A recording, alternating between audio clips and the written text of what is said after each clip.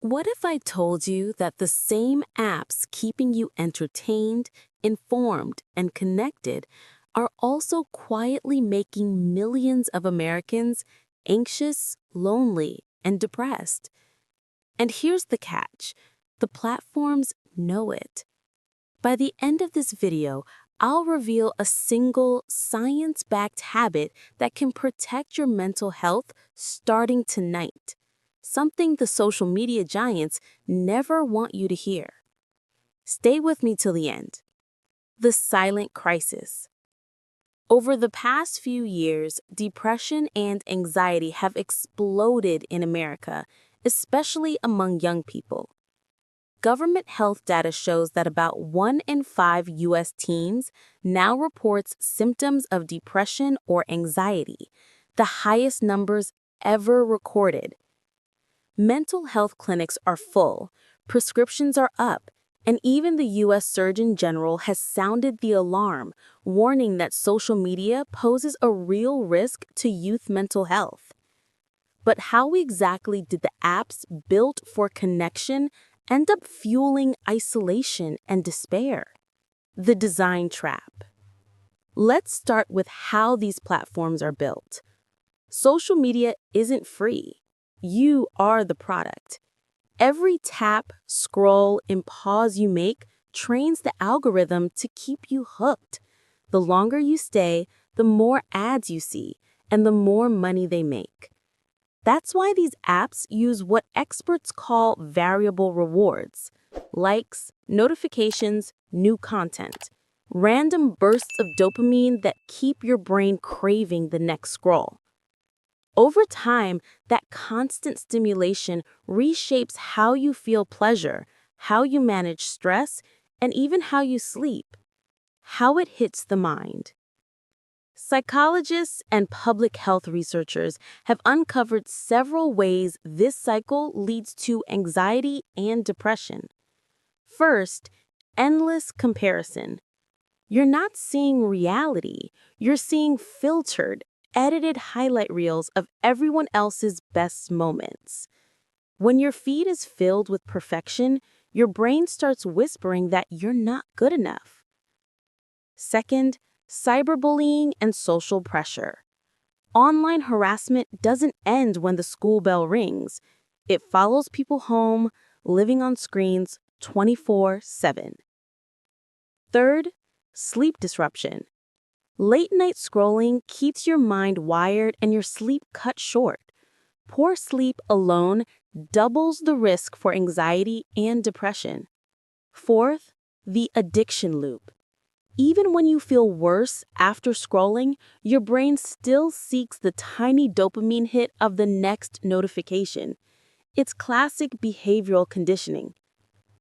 Put all that together, and you get a nation quietly struggling with constant worry, loneliness, and burnout, even while appearing connected.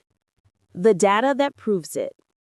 In the last few years, several large studies have tracked thousands of teenagers over time. Those who spend more hours a day on social media consistently show higher levels of anxiety and depression later on, even after accounting for family and background factors. It's not just a coincidence anymore. Researchers now say the way social media is used, especially passive scrolling and comparison, actually predicts worse mental health outcomes. And because nearly every teenager in America uses social media, even small effects turn into massive nationwide problems. Real stories. Parents say their kids have changed. Teens describe feeling anxious if they don't check their phones or worthless when their posts don't perform. A college student told researchers, "Every night I go to bed feeling worse about myself than when I woke up." That's not rare, it's becoming normal. Not everyone is doomed. Now, to be fair, social media isn't all bad. Some young people find support groups, creativity, and purpose online. The issue isn't the technology itself, it's the design and the way we use it.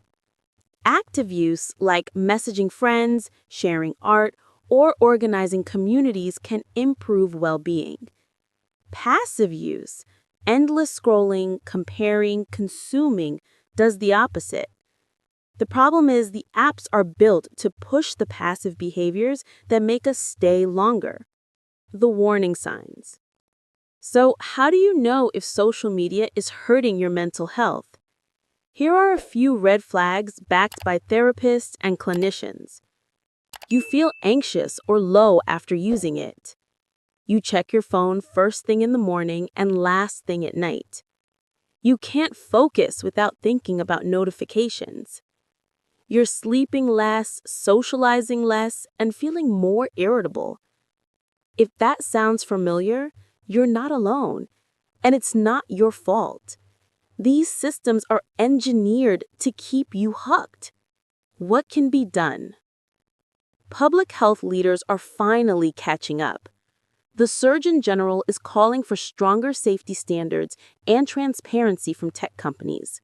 Some states, like California, are even considering health warning labels for heavy use by minors. But we don't have to wait for policy change. There are concrete, research-based actions you can take tonight to protect yourself or your family. Practical fixes you can start now. Number 1, create a phone curfew. No screens in bedrooms and no scrolling after 10 p.m. Sleep quality improves almost immediately and mood follows. Number 2, turn off unnecessary notifications. Cut the dopamine hooks. Check apps on your schedule, not theirs. Number 3, be an active user, not a passive consumer. Post, create, connect. Don't just scroll. Number 4, talk about it. If your teen seems withdrawn or anxious, ask about what they see online, not just what they're doing offline. Bringing these conversations into the open reduces shame and builds awareness. The secret you were promised. All right, remember the secret I said I'd reveal at the end? Here it is. The single most powerful change, proven across multiple studies, is removing phones from the bedroom at night. That one habit alone improves sleep, reduces anxiety, and breaks the endless loop of nighttime scrolling that drives mood disorders. It's simple, it's free, and it works because it stops the cycle where your brain never truly rests. Social media didn't invent depression or anxiety, but its design has quietly poured gasoline on both. If we all make small, intentional changes, we can take back control from the algorithms that profit off of our attention.